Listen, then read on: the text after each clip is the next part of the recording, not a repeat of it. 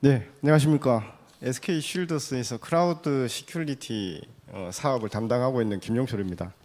오늘 제가 준비한 내용은 클라우드 시큐리티 영역인데, 전체적으로 봐서 이제 저희 회사가 클라우드 시큐리티 관련해서 어떤 영역에서 이제 비즈니스를 하고 있는지 간략하게 좀 설명을 드리고, 클라우드 보안 사업을 저희가 한 8년 정도 했었는데, 하면서 이제 클라우드 보안 담당자분들이 뭔가 참고가 될 수 있는, 고려사항이 될 수 있는 뭐 그런 사항들을 한 7가지 정도 정리를 해봤습니다. 먼저 주요 오프닝 사항인데, 다른 클라우드 자체 구축하는 거랑 클라우드 보안이랑 동일하다고 보시면 될 것 같습니다. 일단 클라우드 보안 컨설팅 영역이라고 했는데, 보통 어세스먼트 진행하지 않습니까? 시큐리티 어세스먼트 단계인데, 클라우드 내에 보안 환경을 어떻게 구축을 할 것이냐, 컨설팅하는 영역들이 되겠고, 관련해서 보안 체계도 수립을 하고, 그다음에 인증, ISMS-PD가 됐든 ISO 27001이 됐든 그런 인증 사업들도 같이 저희가 진행을 하고 있습니다. 두 번째로 이렇게 이제 아키텍팅이 수립이 되게 되면 이 구축을 해야 되니까 이제 클라우드 내에 보안 체계를 구축을 합니다. 이게 이제 구축하는 방식이 크게 3가지로 저희는 보고 있는데, 하나가 네이티브 펑션, 그러니까 CSP에서 제공하는 보안 기능을 이용해서 이제 보안 환경을 구축하는 케이스가 있고, 서드파티 솔루션을 이용을 합니다. 온프렘에 있는 그 보안 솔루션들을 클라우드에 이식을 해서 보안 체계를 구축하는 방식이 있고, 다들 아시는 것처럼 사스 서비스 형태로 또 구축하기도 합니다. 이렇게 이제 구축해 놓은 거에 대해서 이제 관제 운영까지 같이 저희가 서비스를 제공해 드리고 있습니다. 물론 고객께서 직접 운영하셔도 되지만, 저희가 원격 관제나 파견 관제, 원격 운영, 파견 운영 서비스까지 해서 제공을 해 드리고 있습니다. 그래서 전체적으로 클라우드에서 생길 수 있는 보안 서비스 솔루션 전체를 딜리버리 한다고 봐주시면 될 것 같습니다. 저희가 이거 그냥 진행하는 건 아니고, 이제 저희 나름대로 아키텍팅 또는 프레임워크를 좀 준비를 했는데, 큰 틀에서 보게 되면 컴플라이언스 요소와 그다음에 고객 니즈 기준으로 해서, 그다음에 배포 모델, 그러니까 환경이 될 겁니다. 환경 접목을 해서 앞서 말씀드렸던 비즈니스 영역들을 좀 도출해서 사업화를 진행하고 있습니다. 다음으로 이제 컨시더레이션이라고 이제 표현을 했는데, 저희가 사업을 하다가 클라우드 보안하시는 분들한테 좀 도움이 될 수 있는 그런 사항들을 좀 정리를 해봤습니다. 먼저 첫 번째 키워드는 새로운 환경에 대한 이해라고 했는데, 다들 아시겠지만, 일단 온프렘 쪽에서 한번 가만히 생각을 해보시면, 기존에 이제 온프렘 환경에서는 사실 이제 새로운 기술들이 나타나도 보안 입장에서는 크게 변화되는 게 없었습니다. 그러니까 내 영역만 잘 지키면 되는. 그래서 이걸 갖다가 표현을 저희가 해본다고 하면 이 독립적이라고 표현을 했는데, 새로운 서비스나 기술이 사실 보안에 크게 영향을 미치지 않았었다. 생각해 보시면 그러실 것 같습니다. 자, 근데 이제 지금 클라우드 베이스로 여러 가지 이제 기술 서비스들이 새로 나오고 있는데, 소위 말해서 ICBM 얘기들을 하고 있습니다. 근데 이것들은 좀 상황이 좀 틀린 게, 클라우드 위에 보안을 구축을 해야 되는데, 이것들이 IoT나 AI나 그다음에 이제 모빌리티 이런 것들이 다 엮여서 동작이 되지 않습니까? 그러다 보니까 여기에 들어가는 보안 자체가 클라우드에 관련된 기술이라든지 새로운 서비스나 또는 새로운 IT 기술하고 잘 접목이 되어야지만 실제로 보안 환경들이 구축이 되더라라는 겁니다.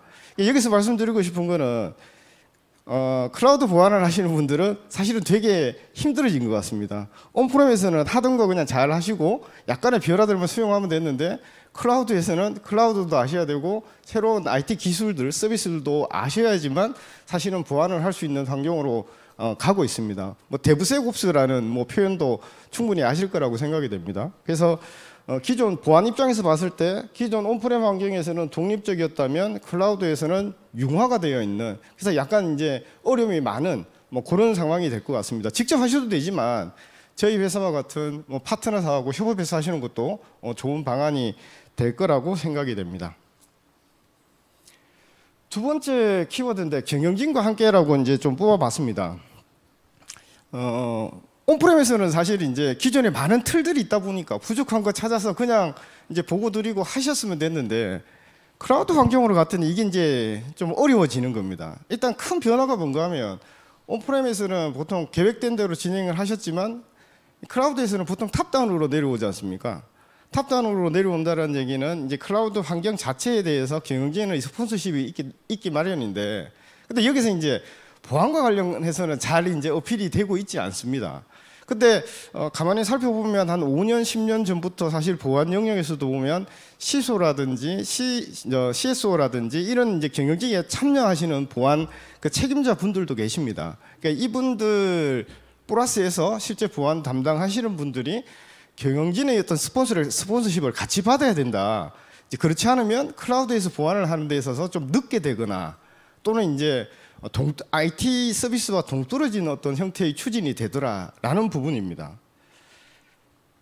근데 이거를 하려고 하다 보니까 뭐 CISO든 CISO든 CSO 분이시든 보안 담당하시는 분이든 이제 경영진한테 이거를 잘 어필을 하셔야 되는데, 하시려고 하다 보니까 이제 온프렘하고는 틀리게 클라우드에서 하는 비즈니스에 대해서 일단은 이해를 하셔야 되고, 그다음에 이걸 기술적으로 경영진한테 어필해봐야 좀 어렵지 않습니까? 그래서 이제 경영진에서 잘 이해하실 수 있는 이제 리스크 매니지먼트 RM 측면에서 어필을 좀 하셔야 이 스폰서십을 받기가 좋아지더라라는 사항입니다.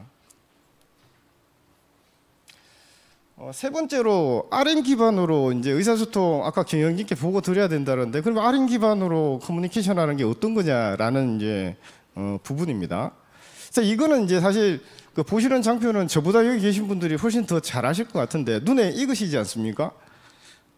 보시는 게 이제 DoD, 미국 DoD에서 진행하는 RMF 쪽인데, 근데 보시면 사이버 침해 사고 대응 프로세스 또는 사이버 그 침해 대응 프로세스하고 동일합니다. 식별하고 그 보호하고 탐지하고 그다음에 대응하고 뭐 복구하는 이제 그런 프로세스인데, 이 프로세스 내에 보시는 것처럼 RM에 대한 그 범주화부터 우선순위, 그다음에 실행하고 평가하고 보강하고 모니터링 해주는 요 단계들이 이제 작은 사이클로 해서 각각 계속 돌아가주는 그런 형태입니다.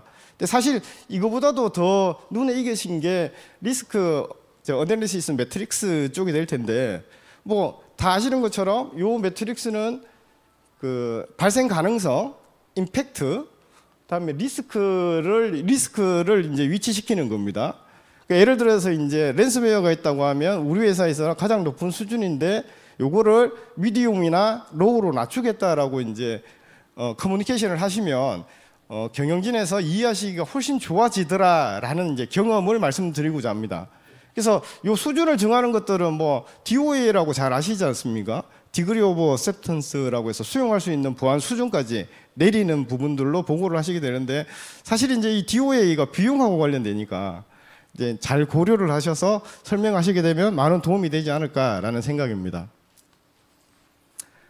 RM 말씀드렸는데 이 RM을 갖다가 방어하기 위한 방법들을 어떻게 구현하느냐라고 이제 또 질문을 주시는 분들도 있는데, 앞서 말씀드렸다시피 클라우드에서 보안은 네이티브로 구축하거나 서드 파티로 하거나 또는 이제 사스 서비스로 이제 구현을 한다라고 했는데, 이 서드 파티 같은 경우가 사실 이제 고전적인 보안 기술 영역이 될 것 같습니다. 이거를 이용해서 RM을 구현할 수도 있고, 그다음에 트렌디한 요즘 이제 핫하게 얘기하는 제로 트러스트 같은 이제 그런 아키텍처로 대응을 하실 수도 있을 것 같습니다. 말 나온 김에 이제 제로 트러스트 아키텍처에 대해서 다 잘 아시겠지만 간략하게 좀 설명을 드리면, 클라우드가 있다고 치면 사실 보호해야 되는 것은 데이터 영역이지 않습니까? 데이터가 그 클라우드에서는 비즈니스하고 연계가 되다 보니까 이제 가장 중요한 게 이제 데이터 영역인데, 이 데이터 영역에 누가 들어오느냐라는 거, 외부에서 또는 내부에서 들어온 사람들이 우리가 보호하고자 하는 자산 데이터, 이거 어떻게 이제 보호를 하느냐, 이 컨셉인 것 같습니다.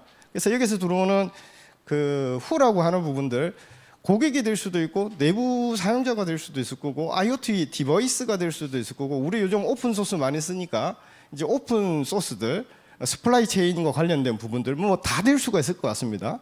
그래서 외부에서 들어오는 요 흐름들이 이 데이터에 대해서 어떻게 하느냐라고 하는 건데, 이거를 통제하는 기술들이 이제 중간에 들어가게 됩니다.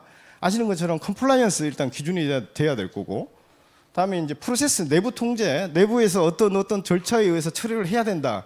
이런 이제 통제 요소들도 있을 거고, 그다음에 구현하는 기술들도 사실은 되게 다양합니다. 온프레미스 와프도 제로 트러스트 아키텍처의 한 컴포넌트가 될 수가 있을 거고, 전체가 묶여진 것들도 뭐 제로 트러스트 아키텍처가 될 수도 있을 겁니다.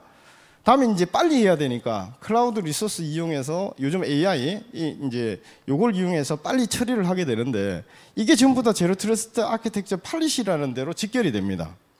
그래서 여기서 이제 외부에서 들어오는 어떤 공격들에 대해서 필터링을 해서 결국은 이 데이터를 보호하는 건데, 이렇게 말씀드리고 나면 온프렘이나 클라우드 제로 트러스트 아키텍처랑 틀린 게 뭐냐 뭐 이렇게 생각을 하실 수 있을 것 같습니다. 근데 여기서 이제 몇 가지 이제 특징적인 것들이 있는데, 큰 차이가 있는데, 하나가 이제 여기 공격 표면들이 되게 넓어졌다.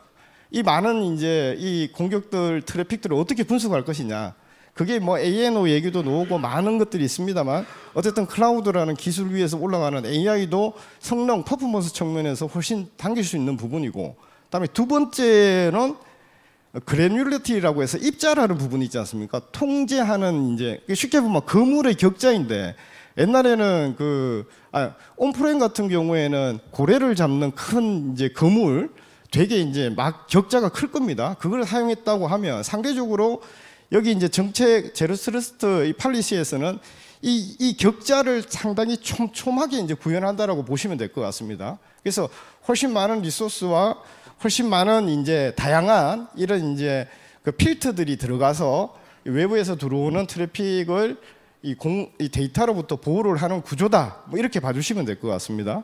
그래서 이제 RM 구현하는 방식에 대해서 말씀드렸는데, 이게 상당히 이제 폭넓은 부분이기도 하지만, 말씀드린 것처럼 서드 파티 솔루션을 이용해서 이제 RM을 구현할 수도 있고, 그다음에 제로 트러스트 아키텍처를 이용해서 구현하실 수도 있다, 뭐 이렇게 보시면 될 것 같습니다.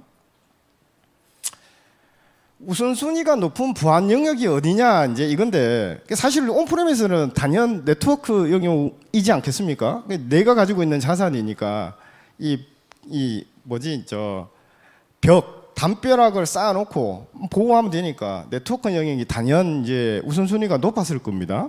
근데 클라우드 쪽으로 오니까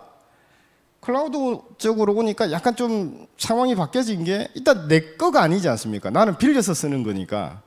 내 거가 아니다 보니까 이 페리미터 네트워크 영역에 대해서는 같이 이제 그 CSP랑 그다음에 고객이랑 같이 대응하는 구조로 가다 보니까, 이제 그 다음 우선순위, 온프렘에서 보면 그 다음 우선순위, 또는 클라우드에서는 첫 번째가 되는데, 결국은 이제 들어오는 사람들, 여기 들어오는 트래픽들, 인증이라고 보통 얘기를 하지 않습니까? 이 클라우드에 내가 가지고 있는 영역 내에 누가 어떻게 들어오느냐, 이 부분이 이제 우선순위가 높아지는 이제 그런 구조가 되겠습니다. 물론 이제 뒷단에 다양한 보안 체계들, 레이어드 시큐리티 모델이라고 해서 다양한 대책들이 들어가야 됩니다만, 가장 우선적으로 좀 봐야 될 영역이 이 영역들이 아니냐라고 생각을 하고 있습니다. 그러면 이제 뭐 인정도 좋고 페리미터도 좋은데, 이제 실질적으로 구현하는 단계에서 또는 필요로 하는 단계에서 가장 또 중요한 게 뭐냐라는 건데, 이거는 이제 저희 회사가 가지는 일종의 그 철학일 수도 있는데, 일단 보안은 눈으로 봐야 뭔가 할 수 있다. 이게 들어오는 것도 봐야 되고, 뭔가 하여튼 봐야 거기에 대한 대응을 할 수 있다라는 생각을 가지고 있습니다. 그래서 가장 먼저 해야 될 일들 중에 하나가 비지빌리티를 확보하는 거다라고 생각을 합니다. 이 시큐리티 비지빌리티라는 건데, 앞쪽에서 보신 것처럼 사용자가 클라우드, 그러니까 즉 서비스일 텐데, 이 서비스로 들어오는 데 있어서 필요로 하는 어떤 이제 가시성, 어떻게 하느냐, 이 논리적인 환경에서 실제로 어떤 일들이 벌어지고 있는 거냐, 그거를 이제 봐야 되는데, 여기서 말하는 서비스는 또 큰 틀에서 보면 인프라 있어야 될 거고, 그 위에 이제 어플리케이션이 있어야 될 거고, 그 위에 데이터가 있을 거다, 이렇게 좀 보고 있습니다. 그래서 이거를 조금 내려서 본다고 하면, 사용자 입장에서 보면 누가 인정을 제대로 받았냐, 그런 관점, 다음에 인정받았는 사람들이 얼마만큼의 권한을 가지고 있느냐, 다음에 이 사람들이 우리 클라우드 환경에서 어떻게 돌아다니느냐, 플로우들 어떤 프로세스로 처리되느냐, 뭐 이런 것들이 이제 사용자와 관련된 어떤 비지빌리티 영역이 될 것 같습니다. 다음으로 이제 인프라 쪽인데, 클라우드 리소스 변화라고 했는데 이제 그 오토메이션 되고 오케스트레이션 되니까 리소스가 생겼다 없어졌다 막 이러지 않습니까? 일단 타겟을 봐야 거기에다가 뭐 보안 조치를 하든 뭘 하든 할 텐데 이런 변화들 또는 이제 그렇게 생긴 리소스들에 대한 컨피그레이션 이제 이런 영역들에 대한 가시성이 일단은 보여져야 될 것 같습니다. 다음으로 이제 소프트웨어 쪽인데 이 퍼포먼스 뭐 보안 쪽에 보면 가용성도 하나 중요한 요소지 않습니까? 뭔가 서비스가 안 된다 어디서 안 되느냐 이제 봐야 되는 겁니다. 소프트웨어에 대한 퍼포먼스나 톨트나 폴트나 취약점, 그다음에 오픈 소스 같은 경우 스플라이 체인과 관련된 부분들 어떻게 이제 연결돼서 동작이 되느냐 이거를 일단 봐야 되는 부분으로 보고 있습니다. 다음으로 이제 데이터 영역인데 데이터 역시 이게 이제 어디에 어떤 데이터가 있느냐 이게 기업의 핵심 데이터냐 아니면 이제 프라이빗 데이터냐 아니면 일반 데이터냐 이런 이제 클래시피케이션과 관련된 부분들 그다음에 이 데이터들이 어떻게 흘러다니느냐 이거를 봐야지 될 것 같습니다. 그래서 이런 부분들을 전부 다 묶어서 저는 이제 서비스라고 얘기를 했는데 이 서비스에 대한 가시성을 일단 먼저 보셔야 된다. 그래야 보완적인 조치를 할 수 있다. 이런 이제 생각을 가지고 있습니다. 근데 이렇게 적어놓고 보니까 요즘 한 번씩 시냅이라는 얘기 다 들어보시지 않았습니까? 저도 이제 사실 그걸 고려해서 정리한 건 아닌데 적다 보니까 결국은 이제 시냅 형태인 것 같습니다. CIEM 영역이고 CSPM 영역이고 CWPP 영역이고 DSPM 영역이고 얘네들 전부 다 합쳐서 시냅이라는 얘기를 이제 같은 회에서 많이 사용을 하는 것 같습니다. 쉐어드 리스폰시빌리티 모델인데 이거는 이제 한 7, 8년 전에 이제 뭐 이런 이제 보안 얘기할 때 제일 먼저 했던 얘기인데 요즘은 다들 아시니까 그냥 이제 제일 뒤로 좀 배치를 했습니다. 다들 아시지만 강조한다고 해서 절대 이제 부족함이 없는 꼭 필요한 영역 중에 하나가 아닌가 생각이 됩니다. 뭐 여기 있는 용어들은 이미 다 아실 거라고 보고 이렇게 쫙 쪼개서 여기 이제 사용자가 책임져야 될 영역이고 이제 CSP가 책임져야 될 영역입니다. 근데 이제 문제는 이 보시는 그림은 이렇게 딱 경계가 명확하지 않습니까? 경계가 명확합니다. 근데 실제로 클라우드에서 비즈니스를 운영하시다 보면 이 경계가 실제로 명확할까? 이제 이게 문제인 겁니다.